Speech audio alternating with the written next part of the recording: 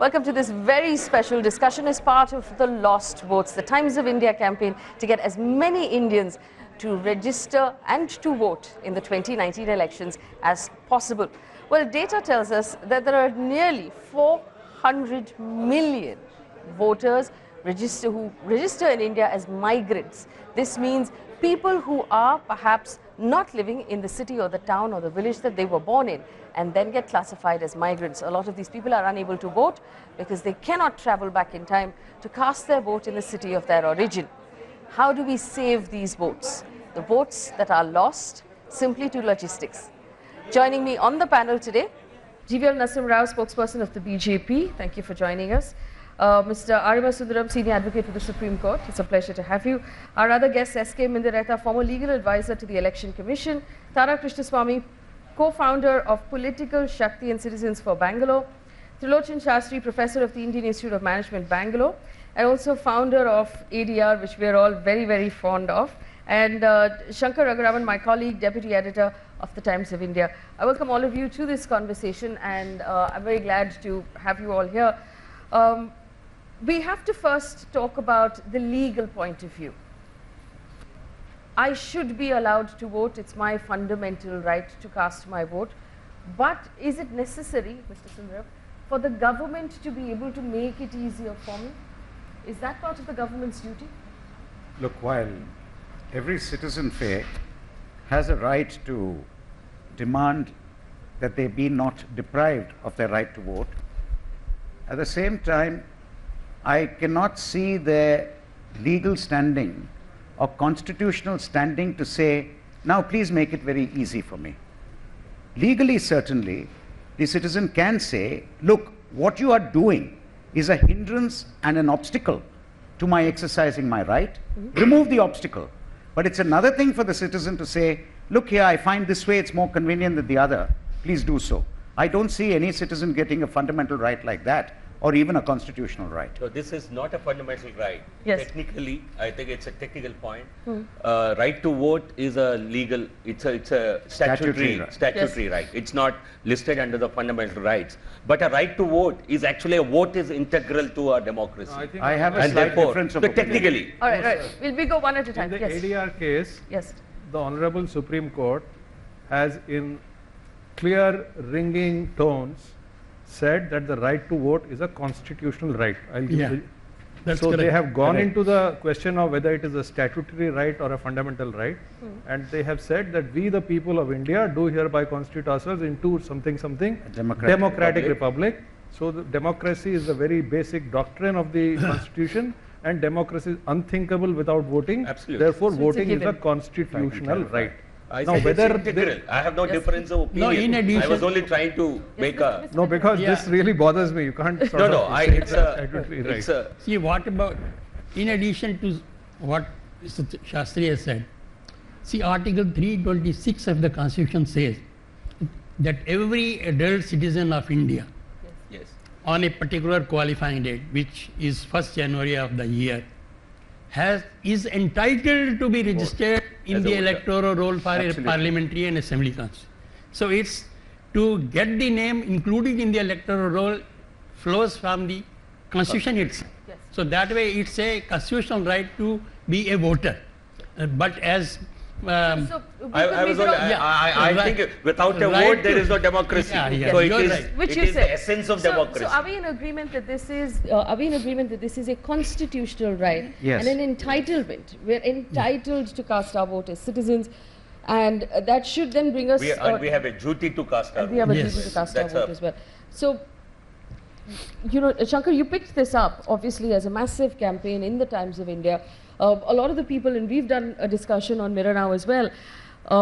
Unfortunately, while everybody agrees in theory that yes, this does make sense, practically it does hit a wall because there doesn't seem to be a practical solution. I want you to first tell us why the Times of India picked this up and why you think we can, or how soon you hope to find a solution. The last bit is a little difficult to answer. I'm hoping the sooner the better, but let's deal with why to begin with. See, I mean, you look at the sheer numbers. In 2014, there were 834 million registered voters. 280 million of them did not vote. Now 280 million or 28 crore is larger than the electorate of any other democracy. In the US presidential elections of 2016, there were 183 million people who voted, about 100 million less than our non-voters. The BJP and the Congress put together got about the same number of votes as the non-voters. So that's just too large a number to be disenfranchised. Now, we do understand that not all 280 million could not vote. Some of them may have chosen not to vote. But there is reason to believe that that is the smaller part of the problem. The larger part of the problem is people not being able to vote. Is disenfranchised the right word to use here? That's a little harsh. Effectively disenfranchised, shall we say? I'd like to add as a citizen. If you tell me, I will say, let me put it this way. If you tell me it is your fundamental right to move around wherever you want to move, yes, and it is your fundamental right to vote, work wherever you but want. I will only let you vote when you are not moving. One or the other of the two rights is being curtailed. Disenfranchised, Mr. Saurabh, do you agree with the use of the word? I go back to what I started with. I don't see a disenfranchisement here. Okay. We have a right to exercise. We cannot be prevented from exercising that right. If anyone prevents us, they can be interfered with and stopped. And I just want to bring in Tara. Tara, you know, urban Indians are considered notoriously uninvolved because of the low voter turnout. Now, I beg to differ. I don't believe that urban Indians are not interested. They're very possibly somewhere else. Yes. You know, before, when I was a business journalist, I used to take the trouble to fly back to Bangalore, vote, and then come back the same day. But in my current job, I'm required in the studio on a day that voting is happening. I cannot go back. So the challenge of shifting, changing data, getting a new voter ID is something that makes everybody a little uncomfortable, because what if you don't get your ID on time? But I want you to address the citizen's point of view here. Not everybody can go back to their hometowns in time to vote. Not everybody has the time, the money, the leave. So do you believe that this is unfair to citizens? I think there's a denial. We'll just have her make a point here. You have a right Yes. to have your name included in Delhi itself. Yes. So I want to address that. So there are two issues here from a citizen's perspective. We have a satellite town of Bangalore, or rather a suburb of Bangalore called Whitefield, where, you know, this is somewhat like Gurgaon, where you have a huge amount of investments coming in, huge new companies, new developments, a lot of new residents, migrants, right? It's filled with migrants. Lakhs of people actually attempted to register to vote, and the CEO there made a public statement saying thousands of papers have been lost. Okay, they've been lost. This is a public statement, is available on public record. So here is a case where, unlike your case, these people, migrants, actually chose to register, and due to inefficiencies in process, and this is not a one-off, we all know that. Kerala in particular is good because they do electronic registration only of voters. They don't allow paper registrations at all. But in all other states where there are paper registrations and you're shifting a vote or even doing new votes, this happens all the time, inefficiencies. So when there is an inefficiency in the system that is so endemic, it's preventing lakhs of people from voting, how can you say it's not a denial of rights? That's one. Inefficiency is the denial of rights. No, there's one more denial of right, which is in a parliamentary election, I am voting for a member of parliament whose primary job is to make laws for the country, not my constituency. So why do I have to be in my constituency? What is the connection? There is no connection at all. This facility of online registration is not confined to Kerala. Rather, Kerala people are saying, why only the online registration? Why not the other methods also? So, throughout India, this online registration is now available for every village, for every city, for every constituency. But would you address the point she raised? If we're voting for a national government, why won't I be allowed to vote? In fact, you're allowed to. So long as you have residence in India, you can stand from anywhere. Exactly. But as a voter, I cannot vote from anywhere. What nonsense is that? Similarly, when I'm voting for the state legislative assembly, the candidate can be resident anywhere in the state, but the voter cannot be resident anywhere in the state. For local elections, it makes sense. There's a fallacy. No, see, now our constitution itself says that the right to get included in the electoral roll is confined to certain areas also, to constituencies. We cannot say that you get your name registered in Delhi and then you vote for a candidate in Kerala. Yes. You have to vote for the candidate a in Delhi. candidate of Yes. your constituency. Well, other democracies don't do it So that way. constituency registration is a must, and for that you have to be a resident of that constituency. Okay. Mr. Sundaram, you said there was a fallacy. I fully empathize completely, and I fully sympathize with the cause that every citizen should be given that right, and we should find a way to do so.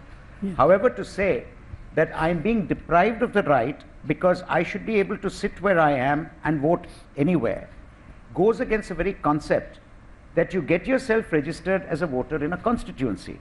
Now, if you decide to move, you get yourself registered in that place and the earlier place goes. So you're not deprived of the right to vote. Yeah. But However, that's not how what other was- democracies let me do finish. it. However, what you were pointing out is really a complaint against the efficiency. Yes. Now, complaining against the efficiency, repair the efficiency system. It doesn't mean you immediately cast a right or a violation of a right. Maybe the lack of efficiency is violating the right, in which case you can always get redress to get the inefficient to become efficient. Yeah. But I won't say because of that you can challenge the whole system. I'm not saying because, one second, Nancy, let me get that Can I- efficiency statement addressed as well. Can I Yes, just, Shankar? can I just address a point that both of them raised, which is that why can't you shift your vote when you move? I You think can. what you're not recognizing, sir, is that there are many people who are not shifting in the sense in which you're talking about it. correct. There are people who, let's say, live in a village in Bihar, come and work in Delhi for 5 months in the year and go back to the village for 7 months in the year. The armed Wha- forces. Now, would you want them to shift that vote to Delhi? I have a possible answer. A possible answer. Practically, I'm sure there are people who will tell me how impractical my answer is. But answer I would give is this. If I have a voting card, from whichever constituency I have it. Today you have the Aadhaar card, which has been subject matter of a lot of debate. And finally, I think almost everyone has that Aadhaar card. Now, Almost. if you have that voting card and elections are notified, have a date within 30 days of the notification of the elections to have final registration of all voters. So, Present your election card, get registered, and immediately it gets deregistered for that election in the place where it was originally. No, but sir, I don't. Now, there But might one be second, I practical don't want to problems. move because I still live in my village 7 No, months. in which so case I have find a your way solution. back. Yeah. In which case, if you don't want So- to move No, and you want okay, to vote there, Then well, it's you not find possible. your way back. Okay. The question is being deprived of a right to vote. Not a question that I have the right to Not a vote, convenience. where I want to vote, when I want to No, but vote, perhaps- how I want to vote. Perhaps Right, there right, are one benefits at a in time. the year. Mr. Rao, go ahead. First of all, I think I will compliment you for taking up a very important issue. But although honestly the problem has been exaggerated, but sometimes it's important to exaggerate a problem to draw attention. We are certain, let's be proud of our democracy. About 65–70% voting in a country is something that to be proud of without being made compulsory. Many Western democracies with high levels of education have far lower levels of participation in elections. So let's also not take away the credit from the Election Commission of India. I think they have done humongous job. And even in remotest areas where there are only a handful of voters, they have gone to set up polling stations. I think, and the kind of voter awareness that Election Commission has created in several elections, I think it's really appreciable. Let's give them credit where it's due. Okay, now there are problems. And certainly solutions must be found to these problems. So I think it would be better for us to list out these various problems. One that Shankar talked about is it's a very important problem. Particularly people from states like Bihar in large numbers, UP, they go on construction works, they go and work for 3–4 months and come back. What can be a solution that does not lend itself to any manipulation? Here one major concern is we do not want to create a system which lends itself for massive manipulation. Let me tell you, political parties are very innovative.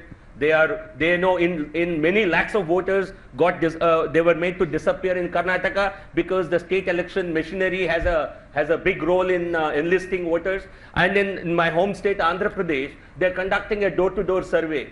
A government is conducting a survey and asking them, are you happy with the government? Anybody who says no, not happy, they are silently cutting off their votes from the voter list. So it's our duty. Let us also accept our duty. But you just If my praised the vote- election commission. if The so- election if- no, no, commission if- is if my- independent. I will not You can't have it both ways. not go with that You statement. can't have it both ways. No, okay, there are no in Karnataka you are now. not right No, that- one second. Okay, one second. This- Mr. Rao, you one- pointed one- out one Congress government, and would you say Andhra or No, Telangana? this is TDP, the Political parties. But I think that Mr. Vedra can disagree. See, we don't delete any name.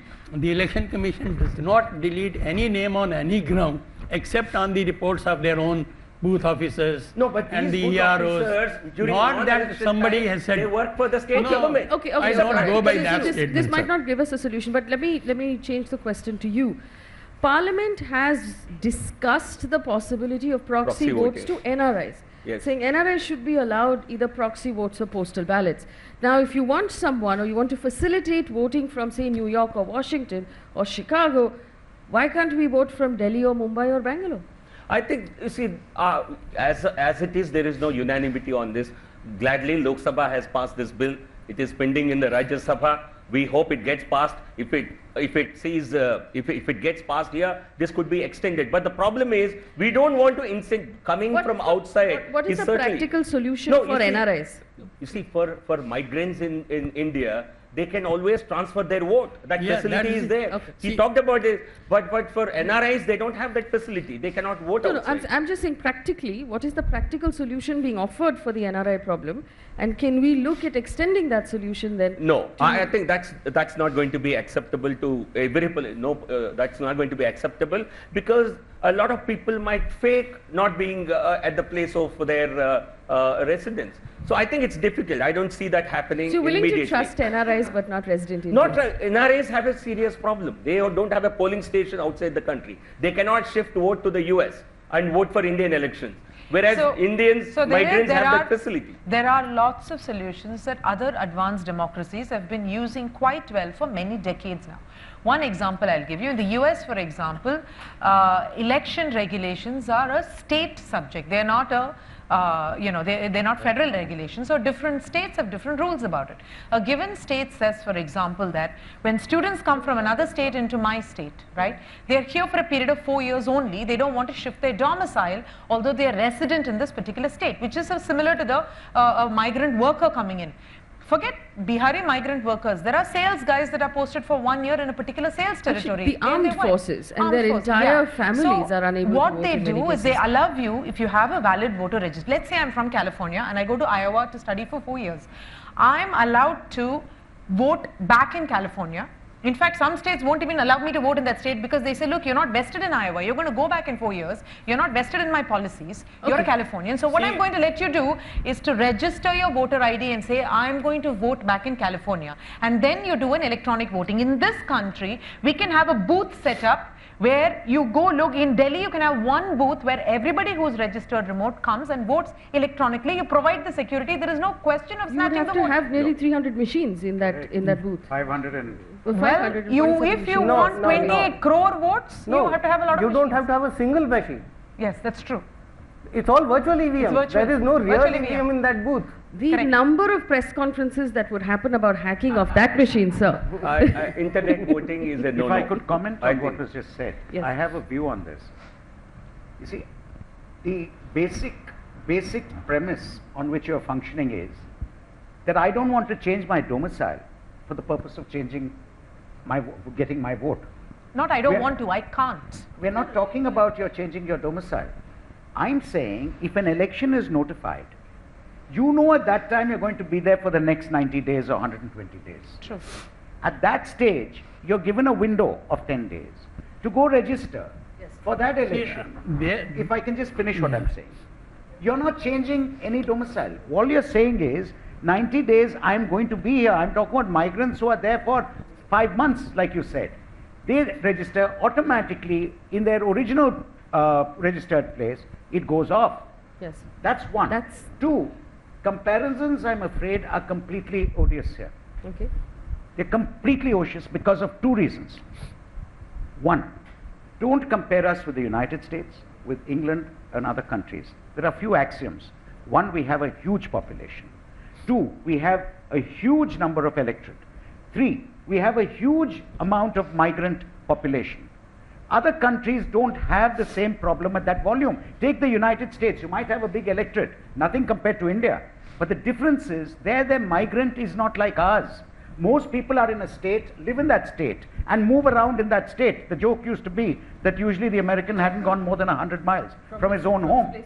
Now, unlike India, where you have the people from Bihar, you have the migrant laborers, the casual workers. You don't find that in the United States. Don't start comparing. We have a unique problem. Let's deal with it. Okay, let me actually just take this, before we run out of time, into the conversation that we ought to be having. Is it, so now that everyone agrees, theoretically, that people should be facilitated to vote if they want to. Everyone agrees theoretically that people who are migrants who cannot come back, we should find solutions. Would it be fair to say to the panel that we are being disenfranchised right now by inefficiency?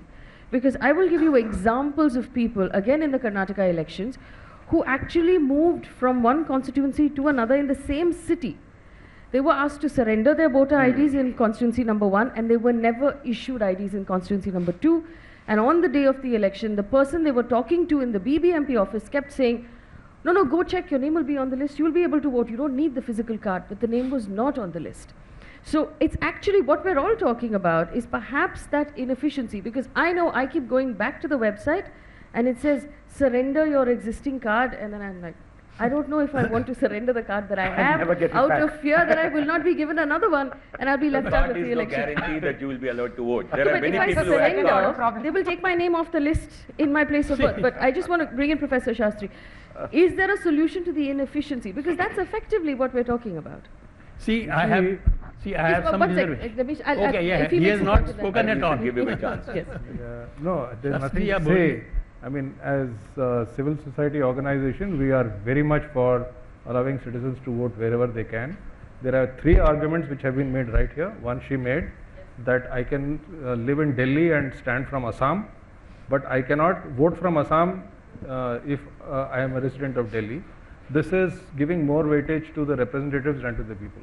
The other point that is making, it will be misused. Who is misusing it? The citizen is not misusing it. It is all the other systems. So what, if I have to paraphrase, हम लोग चोर हैं, हम तो चोरी करेंगे, इसीलिए हमको वो नहीं करने देना. No, we Then steal you stop and doing the wrong thing. He is publicly admitting as a politician that political parties will do wrong things, and therefore we will not allow this. I expect you to have some respect. I expect you to have some respect. You are only saying openly. No, you claim to be a civil society activist, Anyway, and if this is the terminology you use, you have no business to be here. Okay. You have no business to be Politician here. I am a citizen of If you use India. such terminology, you have no business to be here. No, Professor, let me rephrase. But they are saying that we are going to misuse it, therefore we will not allow the citizens to vote. It's a public statement. Professor, let's talk about this. The fact that, yes, the Election Commission has a humongous task on hand whenever there are general elections in our country. It's complicated. Chhattisgarh, for example, is very different from voting in Kerala. So every location needs a different solution. And given the amount of debate that has happened over EVMs and whether they're safe and whether they can be hacked or not, and whether or not we found a conclusive answer to that question. No, there is an answer. When I win the election, the EVMs are good. When I lose the election, the EVMs are bad. It's so obvious. And, you know, if we trust the people of India, if we think that all the people of India are going to misuse it, we'll never find a solution, because some guy somewhere misused it. But 99% of the people of India are good. I think we should allow them to vote. Do you agree with the case that NRIs have a deeper problem than resident Indians who are migrants? And we need to find a solution for them. Well, but they are all wonderful people. They are living in America or wherever. But I think people who have a commitment to this country and who are living here, they should have a equal or more right to vote than people who are living I agree. It's just that they are less in number. We are not, nobody is against any particular group. We need to have viable solutions. Okay, you want to stand for election in Assam. If you are a Delhiite, you will have to go and file your papers before the returning officer. You cannot do it over internet or email. So there are certain systems, there are certain safeguards available. Okay. And you see, there are going to be certain attempts by political parties. I think there is. Are there not chore among NGOs? Most of the NGOs are chore. So do we want to make, do you want me to make such statements? No, Most of the NGOs are one second, gentlemen. they're doing it for the sake of... It's not that kind of debate. Mr. Rao, if I may respectfully say, this is nothing to do with, you know, whether somebody is a chore or not. Let's leave that aside. Yeah, there the are important bound to thing, be the important thing distortions. is whether citizens' voting rights can be decided, voting conveniences, voting abilities, capacities can be decided based on what political parties do or don't. That is not even a consideration. So if we were to simplify the argument, and I'm not saying that NRIs are more important than us or less, or more equal or less equal than us. I'm saying this, if the government thought it was valid, the government of the day, to table before Parliament and pass through Lok Sabha a solution for NRIs, the practicality of that solution, why can't we examine it for resident Indians as well? If you're saying they can be trusted with a proxy, can't I be trusted with a proxy? I think any discussion is certainly the bedrock of a democracy. If there are viable solutions coming from this group, from anybody, they are welcome. And they need to be debated. And we have evolved over the years. We don't have the same system that existed 30 years ago. Mr. Bindra, you had a point on the inefficiency. Inefficiency is not only the part of the electoral machinery, but on the part of the voters also. See, now everyone knows, the whole country knows, that in another 3-4 months the elections are due. The electoral rolls we have now finally published in all states, in all union territories. For every polling station, there is a voter list now, finally published. As Mr. Sundaram has said, that gives some window. That window is available today. Yes. You can just check up your name. I tell you, the name of every voter, I think it's now nearly 88 crores or something. They are all available on the internet, in our websites. Yes. So you can, from your house, from your neighborhood, you can check whether your name is there or not. From your mobile. I've just checked it from my mobile. Mr. Sundaram said, give some, the election process itself, the whole process from the date of notification to the date of poll, as per our laws, takes only 25 days. So there is no period for 30 days for period now is available. It's a online open registration till the and deregistration in another place. This whole process In the opposite. this whole process goes on. So just one more line. Okay. You see, the migration is mostly from rural to urban. But you have a voter, mostly. Urban to urban. Okay, but within urban, how many of us, I think, look at the voter turnouts in Mumbai and Delhi. Does it not tell you that we have not been as responsible as we expect That's my argument. to be? The cities of Mumbai, Delhi, Gurgaon, Bangalore are full of people from other cities right now. No, those who are registered, I'm talking about those who are registered. How many of them are voting? Because they are living in Gurgaon. No, are they innocent? Can they not check their names on the voter list? I think don't give excuses. Where we have a duty, let us accept that some of us also have failed in our duty. It's not good to just blame the authorities. See, why on the data poll only we just wake up and say, oh, my name is not there, I have a card. But there is time now. You check up. So I can give you examples of people who started the process 3 months before an election and still did not get their names moved on. That of course now actually, of course, when the Constitution gives you a right, final roles have come it now. also imposes a duty on you to diligently exercise that right. So actually, let me ask this question. For someone who was not able to vote because of an inefficiency, can they file an FIR saying it was... According to me, yes. Maybe not an FIR, I don't know whether it will be criminal, but certainly... A violation of fundamental... I'm going on a different issue. There's certainly a legal... They have a legal right. Okay. They have a right to say, the state has deprived me of a valuable right. And then law will take its course. But if you ask me, are you therefore being deprived of a valuable right if it's done on account of ineptitude of the state is liable to you for that. And I just want to take this forward, Shankar, and what Mr. Rao was saying, basically, the responsibility on the citizen and the fact that urban voters don't vote because they're lazy or uninvolved. Do you want to respond to that? Yeah. Jivel, my answer to that would be, the day you've ensured that everybody who wants to vote can vote, then you will actually get a measure of how many people are not willing to vote. Till that happens, We are just shooting in the dark when we say, oh, there are so many people who are Maximum city apathetic. minimum vote. You see, I think it's a common observation, and also I think it's in Telangana, for example, we had elections over the weekend. You have a Friday election. I would like to give this advice to the election commission. That we always take care. Please do not have elections on Friday and Monday, because a lot of people take a long holiday. I think as a responsible citizen, I must also feel it's my duty. Those who have been deprived of their vote, I think they certainly have a voice. Their voice gets heard on television. But those who don't go out and vote, it doesn't really get reflected. Okay, could we have people just raise your hands in this room if you are a migrant, which basically means you're currently living in a city that you were not born in? I always say Delhi is a city of migrants. I was born in another country, Pakistan now. No, so where you are your first voter. And we gave you a vote. Okay. And and how many of you have managed to move your voter registration as well? I have.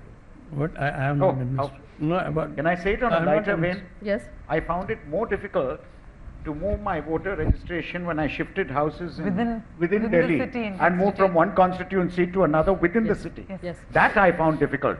To move from Chennai to Delhi, I found very easy. Is there, are we in agreement that there is inefficiency? I think so. I mean, we actually respect the Election Commission. We have worked with them very closely so this is not to say that, but there is always scope for improvement, and while there are citizens at fault and the Election Commission is doing a great job, I think the process of many of the suggestions needs to be streamlined, and I think the Election Commission in the last few years has done a good job of putting things online. We'll have to find out from the user's point of view a little bit more, but we have enough stories like her, she just said, of people who have made heroic efforts to get themselves registered, and it has not happened for whatever reason. So, well, maybe they will have to go to the court or somewhere and say that they have been deprived of a right. All right, I just want to spend a few minutes examining Shankar's suggestion of an online system. And I believe the suggestion you put forward also on television when we had this discussion was sort of like an online exam module. Do you want to take us through it? Yeah, so see some of the concerns that have been expressed about online voting. How do I know that you're voting of your own free will? That somebody is not holding a gun to your head and making you vote the way he wants you to vote. So, which is why the idea is that you replicate the polling booth in the sense that you replicate a sanitized environment where only the voter enters. Nobody else can enter with him. So then you're as sure as you are in the physical polling booth. After that, you have virtual EVMs. Like I would take an online exam for, say, CAT or whatever, I take an online EVM from my constituency, and I vote for my constituency. As Mr. Mediratta was saying, my name is already there on the electoral roll. It is not my claim that I am from Buxar. The electoral rolls of Buxar show that I am from Buxar. I have a voting I card to prove that I am from Buxar. You just need to verify that I am who I am claiming to be, and then give me the right to vote there. One thing I would say. So far as the technology part is concerned, Election Commission is competent to provide all these online voting and other things. We are prepared. We can do that, no problem. Question is of acceptability by the political parties. No, if you vote, if you press a button here, we are recording the vote here in the voting machine. You have seen how much drama is being played nowadays. So if that thing is not being accepted by the people, so many doubts are, how will you say that I cast a vote from here and it goes to Kerala, and then nobody will hack, and some people may say Russia, that's the US some people may say Russia did that, some people may say Chinese are hacking on all. No, will you accept that one? That's what the US fixes, sir, by saying that. Can you accept that system? No. You will not. No political party will accept so let's that. actually go one by one. Let's go one by one. For the skepticism on EVMs, by the way, should go to. No, that I'll explain. That's a very old. That's an old story. I am opposed to any kind of voting without a paper record. and they have done EVM, now they have paper trail. Every vote you cast, now there is a paper trail. So it's not the same EVM that we objected to. I objected to paperless EVMs, and I object to online voting, electronic voting. This is not a standard. Cannot be followed. You have not heard the whole solution. No one in the world. Okay, fine. Okay, Tara. That's why the world does it differently. And the way they do it is, if you're a migrant voter and you want to vote in your remote constituency, you have to register ahead of time in that virtual polling booth saying, this is my voter ID card, this is the vote that is going to be cast from Delhi for this constituency in Kerala. Every migrant doesn't have to take time off, get on a train and go to Kerala. But they do have to register. If I'm living in Delhi, I have to register that my vote is in Bangalore, but I'm going to vote for Bangalore for this certain particular Bangalore Central constituency here. Ahead of time, there's a 30-day period that is given to, let me finish the solution, okay? So the government has the Election Commission has a list of all remote votes that are going to be cast. Their voter IDs have already been validated. I think we have to remember that the EVM as we have it right now functions like a calculator, right? It only calculates whatever buttons have been pressed. Then it's finally opened, and that seal is cut, and the button is pressed, and it gives you the total for that one EVM. It's not connected, it's not all connected to one server that can be hacked. When you do this, Delhi will have to communicate with Kerala in some way. How do we keep that from being intercepted? And hacked and, you sourced in some way, because then there's no strong room you can lock that up into, which is how the election currently functions. Which, by the way, in the US is not done through EVMs, as you know. They're not fans of electronic voting. So these remote people actually send in postal ballots, which in India is unheard of. No, but can you imagine if India would postal ballots? Just one thing about the postal ballot. Yes. See, in our system, the list of candidates becomes final on a particular date. Then the poll takes place on the 14th or 15th day. It's too close. Can you send a postal ballot paper to a voter to say a remote village in Kerala from Delhi, and then expect that to come back to you also? But by then the time of EC counting? should move the date first. No. Numbers. Why are you choosing the bulk of We're talking. See, to do it for 500,000 people, it can be done. Correct. Do it for 300 million people. See, this difficult. I just want to open this up to the audience. We'll take 2 or 3 Even questions. for the service voters, they were finding it difficult. If you would please stand up, sir, we'll get a mic to you. Yes, the young man there. My admiration for the army has gone up.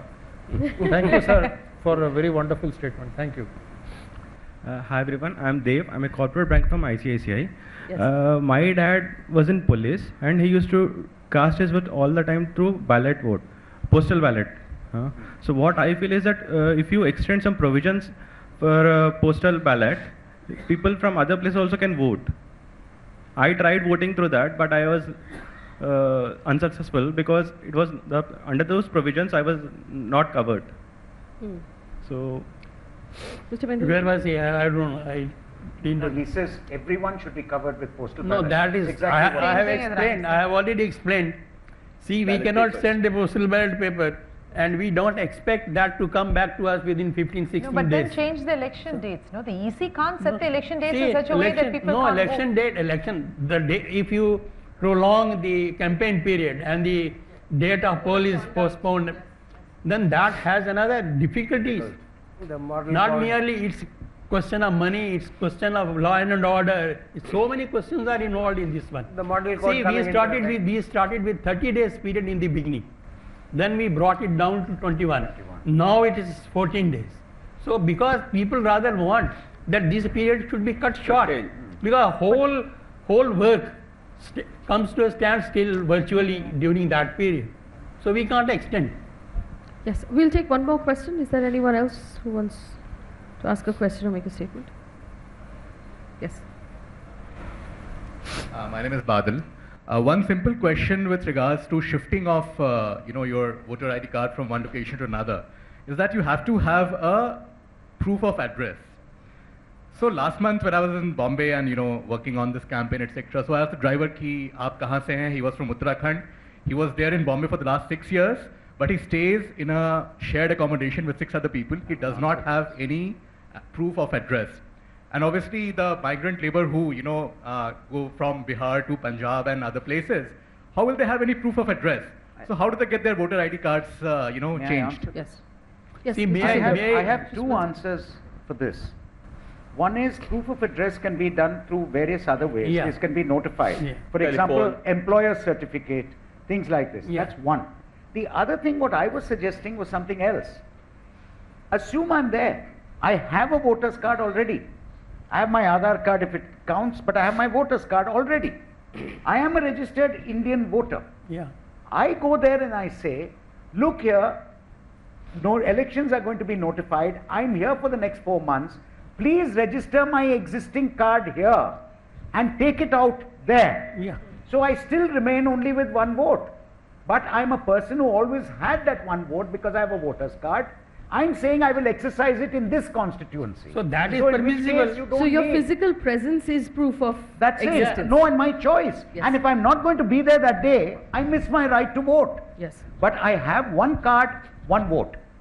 Wherever I exercise that vote, one card, one vote. See, I was just going to add one thing. Yes. Just one second. I was just going to add one thing. There may be some difficulties, some people may have created some problems for them. But thousands of people in Delhi, I have myself assisted them. They are homeless. They are sleeping on the pavements outside the railway stations, Delhi. Yes. We have registered them as voters in Delhi because our people have gone there. They have seen, yes, for 3-4 days they have seen a particular But man is isn't sleeping an here. address necessary to register? Pardon? How do you register them? What address goes on the card? No, platform number so, or road number so and so, lamp post number so and so. I have myself done that in Calcutta. On the main roads we have gone at night. We have seen if family tells us that we come and stay here. Of course, during the day they go for begging or they do whatever do. But at night they come to a particular lamp post. They sleep there. We visited 3 or 4 days. We found yes, the whole family is living there. So we registered road number so and so, lamp post number so. So we registered. In Delhi we have registered. Thousands of people we have registered. Thousands of people sleeping on the rickshaws outside the railway station, bus stand, ISBT. We have registered. So it is again we come back to inefficiency and intent or the lack of it. So it's perhaps I think one solution I can think of, I don't know if it's viable, is let's say in many states we have public service guarantee acts that have been promulgated, that for every particular public service government can take so many days, and if they do not perform there is a cost imposed. So can we have this imposed on election registering authorities? If they do not register a vote despite giving information, I think there must be a cost imposed on them. But that of course, as the SPA said, there may be some inefficiency. There may be for some that I think let a cost be inefficiency should imposed. punished. Yes. Would you be okay with that? It doesn't fully solve your problem. No, because again and again I keep coming back to this. I mean, what you talked about, that I get deregistered there and I vote here, but I have no stake in this place. I don't want to vote here. I want just there. happen to be How do here you on see the that? That would be I a think difficult there we have a change. fundamental difference. And the reason for this fundamental difference is, I believe you have a right to vote. If you want to decide where exactly you want to go and vote, make the effort to go there. But don't be deprived of your right to vote. Correct. And let's not also forget the reality of the situation. In a Lok Sabha election, most of the people are voting for a party. Yes. They are not voting for the individual candidate. You can go to whichever constituency and vote the way you want to. So My Tara, party your may not even argument exist here. Totally One second. incorrect. No, one second. First of all, you're the state in which I am in may not have the party that I. No, no, even exactly. going by One your second, own one logic. second. Okay. You actually are contradicting yourself right now because you said that in a general elections we vote actually to choose a member of parliament and not for a specific constituency. So why am I constituency bound? Correct. Yes. So by that argument, Yes. if you are choosing a member of parliament, you're actually looking at someone with a great track record in parliament, someone who will ask the right questions, someone who will vote on the right bills, someone who will show up in Correct. parliament and has Correct. good attendance. So all of these things are not Correct. constituency based. I'm not saying they are. He said you're voting only for party. That's the part that I was giving that contradicting. as an- Saying I think my that- answer, what I said was, you have a vote I can exercise it anywhere in India. But if I say I only want to exercise it in so-and-so place, Because I so have to please live bring there, a whole system. Yes. So Okay. please bring a whole system into place to enable me to do so. My answer is, if that's so important for you, you make the effort to go back. Otherwise, you're not being deprived of your vote, which is what I started with. You have a right. That right cannot be prevented. But it's not for you to claim, make it easy for me to exercise. Okay, It's not about easy, sir. Professor, No, Professor vote in Shastri, any place last, you are. Last word to Professor Shastri, please. I think the campaign is a very good campaign. Yes. And precisely for the reason that he's mentioning, that the population which is not voting is more than the population of Western Europe. One way saying, how can we handle it? But I feel that precisely for that reason, we should handle it. I think everybody in the panel seems to agree that we have to find a solution. Yes. The arguments are, what is solution? that solution? Yes. And I'll just say one more thing. With the growth of technology, of course, there is always a danger of hacking. And I would like to thank the Colonel there for Yes. saying that we should, be willing to take some risks. We have KYC, we have Aadhaar, we have mobile phones, we have gas connections. There are 25 other things which they are using. So use any one of Use them any into one this of thing, it. and one man, one vote, one card, one vote, one person, one vote. One doesn't have to hack those identities. Yes. What is hacked is the ultimate vote. Yes. So I think it's throughout So- the world, it's a non-acceptable. So I think in conclusion, everybody but agrees difficult. there is a problem. Everybody agrees we ought to have a solution. And I love the fact that we've had this discussion and we've made some headway. I do hope that the government will take a closer look at the issue with the proper intention of perhaps providing as many people as possible with the opportunity to vote, especially in 2019. We'll have to wrap here. I want to thank our panelists for giving us time. It was a riveting discussion. Thank you. Thanks for watching.